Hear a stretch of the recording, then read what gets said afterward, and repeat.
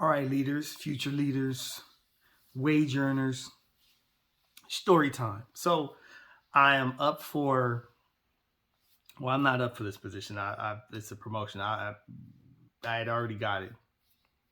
My boss comes and says, "We had already scheduled it. They're going to pick me up. We're going to drive out to this market. I'm going to take over this market." Okay. Poor performing market.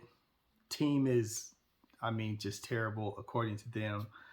Um, so much work that I have to do. Now they tend to put me in markets that were the bottom performing markets where I had to go and turn it around, change the culture, do all types of things. Okay. So we're in the vehicle, we're on the highway, headed there, and my boss says, you know, when you get here, they know you're coming. They're all excited to meet you. I want you to go ahead and meet them. And then once you step into the market, I want you to fire them all. Everybody else chuckles except for me but my mouth drops. So fast forward through the conversation. I tell my boss, first I had already asked why, and my boss had given me a reason why. But I said, listen, if you haven't individually assessed these folks, if you haven't spent time with them on that level, let me assess them. Let me spend some time and let me see who's worth saving and who just needs to go away. Here's the deal. In that market, I was the fourth leader to come in less than 2 years. Okay. And of the previous three, only one of them was still with the company who they had moved because that person's leadership style worked in another area. And they were literally the person who was kind of the in between, just sort of holding down the fort until they got me ready to go in there. And so I go in, everybody's happy and excited to meet me. Right away, I could tell who had potential, who did not. Okay. You pick up on certain things. People who are reluctant to change will, oftentimes you could see them right away. You could see them in the introduction, how they communicate with you, because you represent the unknown. You represent change coming in new. So, to term or not to term, here's the deal. As a leader, and I guess across the board, this could apply to you being in a leadership role, you being someone who is maybe a manager, supervisor, um, department head.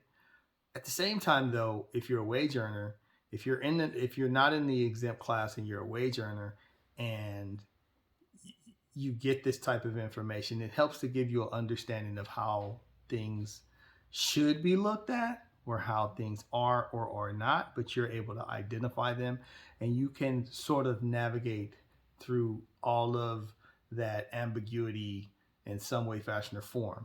So, in this particular situation, once I assessed who the ones with potential were and who the ones that had to go out, who all those individuals were as well, I took the same approach with everyone. See, I took everybody back to basics because I knew who the previous leaders were, even the one who held down the fort. And so, quite frankly, if you're going to take a bottom performing market to the top, well, you have to have high performing individuals on those teams. I have a saying, excuse the French, no shitbirds on the ship, period. Right? No birds on the ship. They got to go. Bottom line. Because that weak link in the chain could disrupt the whole system. And so there's no room for that person.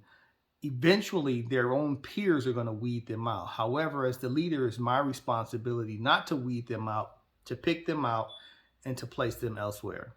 Elsewhere meaning you potentially become a consumer of the brand. You may already be a consumer, but now you'd be a full-time consumer. So dealing with these individuals, I took them all down to basics. I wanted each and every one of them to walk me through their business. I wanted to know how much they knew about their actual job.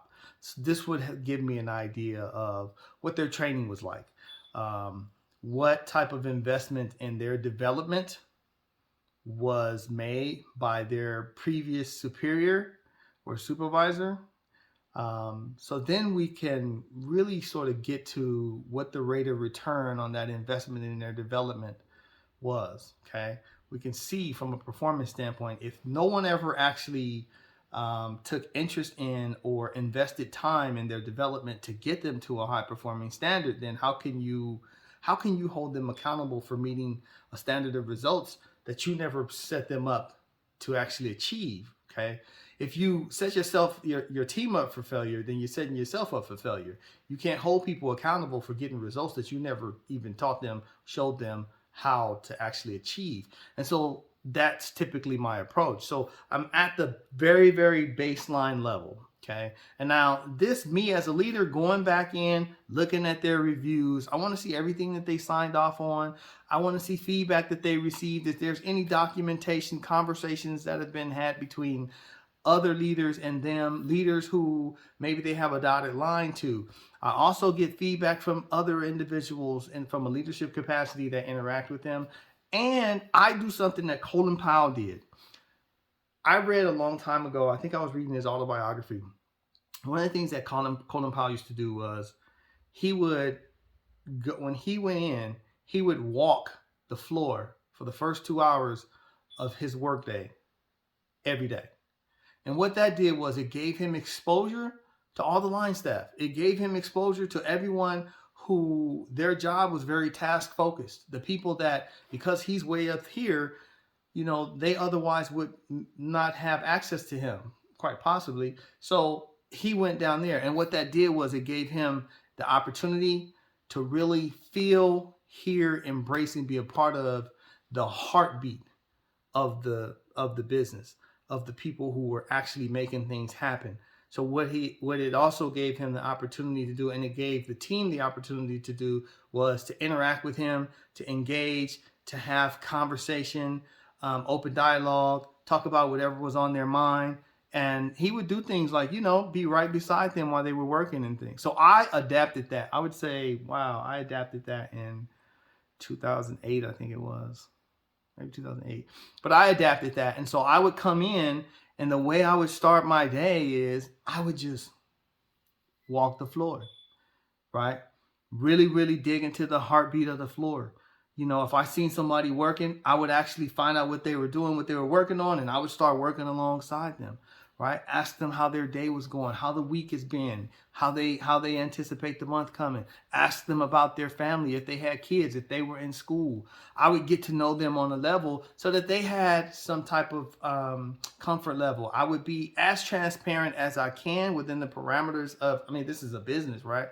So at the same time, though, without making them uncomfortable, and at the same time, I don't want to be uncomfortable either, but I would establish that relationship so that they know that, one, I have their best interest at heart. Two, I am really sincerely concerned about not just their well-being on the job, but their well-being in general. And just to kind of backpedal to help you understand that, one of the things I picked up from another company that I worked for that we did, when I seen people struggling, a lot of people come in, they say, hey, thank you. They give you a certificate and this, that, or the other. I wouldn't do that.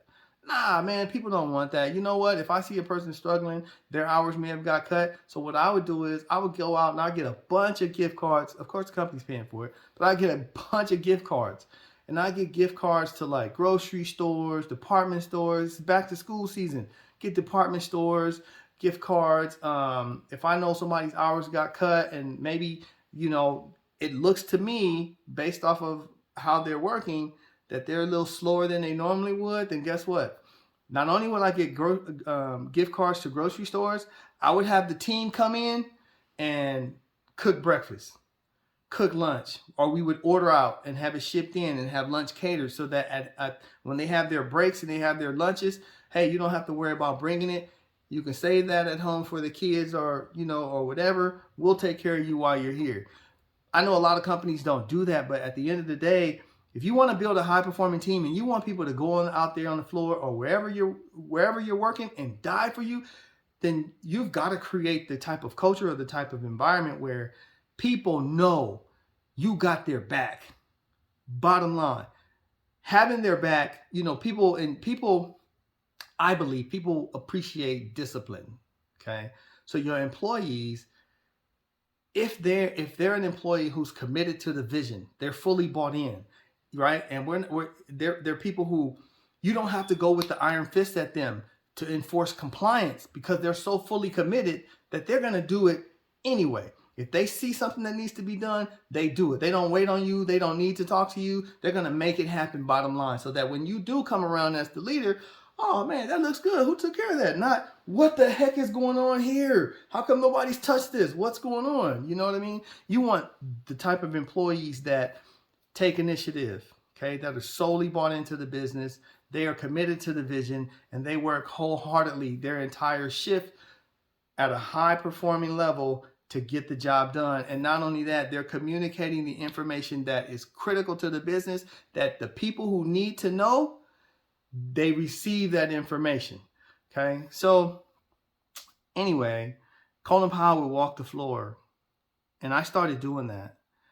And it changed a lot of people's perceptions of me because, I'm a go-getter. So people always saw me as somebody who Ty is always on the move. At the same time, when I slowed down and I was able to sort of bring them into my world where I was able to get more out of them. So for those people who their performance was being impacted because their managers were not doing their job, guess what? The little birdie's saying, because now I've built this trusting relationship.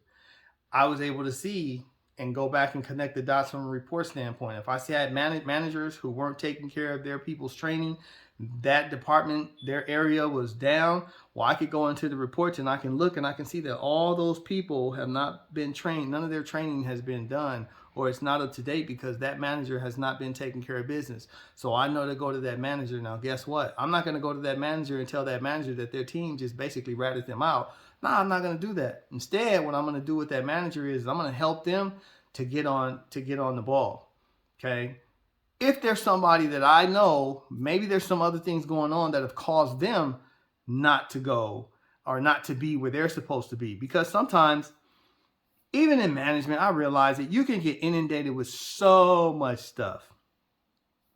As a leader, however, that's where as a leader, I got to come in and say, okay, let's look at how you're planning out your days. Let's look at how you're scheduling your people, right? Let's look at this. Let's look at that. Look at some things that we can change. Let's figure out how we can make this thing run smooth. Let's oil the wheels. Let's get everything cranking. However, at the same time, if it's a person who they're checked out, you can't save a person that's checked out. I wouldn't save a person that's checked out because there's a reason. If it's a situation where the reason they're checked out is because maybe it's something that I didn't do or someone else on the leadership team didn't do, then I'm going to address that. But if it's a person who's checked out and I come in and work with them to give them an opportunity and I help them out and I send them resources, I bring in other, we go ahead and reallocate payroll in their direction and they still don't deliver, because I've had that happen, to term or not to term. I've had it happen where one of my stores, one of my highest grossing stores, store manager was this dude. No matter what I told him, and now mind you, I'm his dotted line boss. However, from an experience standpoint with the leadership team, I'm the one with the most experience. Even though he's not my direct report, he had with that dotted line, well, I'm going to come in and I'm going to assess your business because my voice is a pretty big voice on this leadership team. At the same time, I'm going to give you some things that I want you to work on. And my expectation is not only am I going to, first off, I'm going to give you these things that I want you to work on. We're going to set a timeline. I'm going to let you know when I'm going to come back and check on them. That doesn't mean that I'm not going to send people between that time to check to see how far along you've gotten. And they're going to relay that back to me. I may come announced. I may come unannounced. I might actually just stop at the store and go shopping. Okay. Now put this in terms of your business. All right. I may just come in and check up on things, because I can get a feel for what's going on. If I feel that, or I see that the things that you should have done by this time are not done, I know that you're not taking what I've told you to do serious. Or the requests, whatever the action plan we've put in place, if you're not doing them, you're not taking it serious. Okay? That manager did not last. Meet you at Starbucks. Let me have your keys. Let me have your company card. Give me all your stuff. Here's your final check. Don't worry, it's already been signed off by legal. You have a nice life. We're not going to do this. We're not going to do this. And not only that, I'll have your position backfilled so fast. Man, the position will be backfilled so fast. There's no game plan here. But back to the market that I took over, my boss told me to take off. She told me to terminate all these people. I didn't terminate them all. I took them back down to the basics. I walked the floor. I had them walk me through their business. Okay. All of the challenges in the business, all of the opportunities in that business, I was able to see them. I mean, I could see them from a mile away. Okay, in the last video, I talked about how I'll go through the reports, I'll read everything, I'll learn as much about the business, as much about the person. I typically won't be the only person to go in. There'll be other people that have gone in. So all those other leaders that have gone in, I'm gonna go ahead and have conversations with them over the phone, maybe at lunch or whatever, to get some insight into the things that they saw when they were going through that business and they came in to assess things. So we're walking through the business. If this person cannot tell me what's going on, it lets me know that they are not tapped into the business. They're not tapped in. The worst thing you can do with a leader in your own business is not be tapped in. If something is broken and you don't know why it's broken, that's a problem. Okay. The ones that were tapped in were able to say, here's what's going on. This is that. We've been instructed to do this, or this came down from headquarters, or whatever, right? And so, okay, cool. You know what's going on. So then what are you guys going to do? And when are you guys going to do it? So you guys will have that done when I get back. Okay, cool. Great. That's awesome. I'll be back on Wednesday type of deal.